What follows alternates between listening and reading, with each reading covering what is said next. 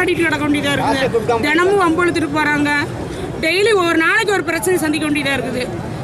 வம்புழுத்துட்டு தான் போகிறாங்க. பொம்பளைங்க அங்கிட்டு போக முடியல, வர முடியல. வியாபார கடையில் உட்காந்து ரொம்ப கஷ்டப்பட்டுட்டு கிடக்குறாங்க. அடிச்சுட்டு கிடக்குறாங்க. ஒருத்தர் மண்டையை உடைச்சிட்டு கிடக்குறாங்க. உட்கார கூட பயமாக இருக்குது. நாங்கள் ஏதாவது பேசணும்னா எங்களை மிரட்டுறாங்க தண்ணியை போட்டு. அதனால நானும் கொஞ்சம் சாந்தமாக தான் பேசுவேன். ஏன்னா நான் தனியாக இவ்வளோ உட்காந்துருக்கிறேன். இது எந்த இடத்துலமா பண்ணீங்க மாதிரி? காமராஜ் ரோடு, மார்க்கெட்டு முக்கு. உங்க பேருங்க? என் பேர் மாலதி. நாங்கள் காமராஜ் ரோட்டில் தான் இருக்கிறோம். நைட் ஆனால் வீட்டுக்குள்ள கூட போக முடியல. ஏன்னா சாயந்தரம் போக முடியல. இந்த பக்கம் தான் நான் என் வீடு பின்னால் தான் இருக்குதுங்க. காமராஜ் ரோட்டுக்கு அந்த இம்லாண்ட் ஆஃபீஸ்க்கு முன்னால் தான் எங்கள் வீடு. போக முடியல, வர முடியல. கடையிலே உட்கார முடியலங்க. என்னாலே உட்கார முடியல. ஒரு பொம்பளை பிள்ளைய கூட போக முடியல. இந்த கடையை அந்த கரூரில் எந்த கடையுமே இல்லை. இந்த ஒரு கடை தான் இருக்கு. இந்த கடையை மூடிட்டாங்க. இல்லை 2 கடை, அதாவது 2 கடை இருந்தது. ஒரு கடையை மூடிட்டாங்க. இன்னொரு கடையை மூடிட்டாங்கன்னா எனக்கு ரொம்ப சந்தோஷம்.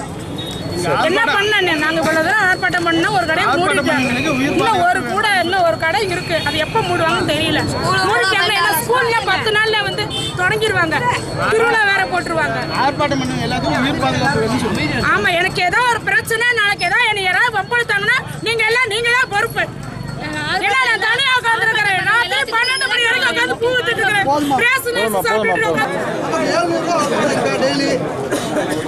கவர்மெண்ட் சம்பாதிக்கணும்னா இருக்கிற ஏழை மக்கள் வயிற்று அடிச்சு அப்படி இல்லை சம்பாதிக்க ஆட்டோ கொண்டு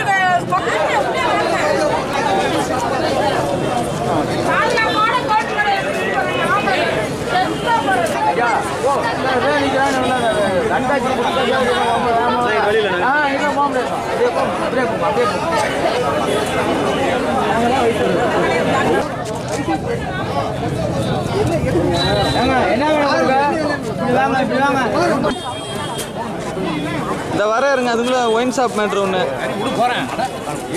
மார்க்கெட்டு அஜித்தண்ணே.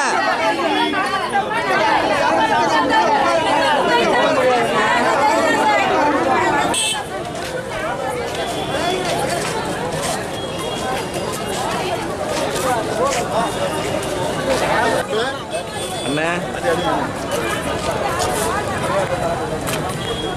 பேப்பரில் போட்டு நெட்டில் போட்டு எல்லாம் கேட்க எல்லாம் தெரியாமல் பெரிய அதிகாரிகள் அந்த நிலையில தான் வராங்க.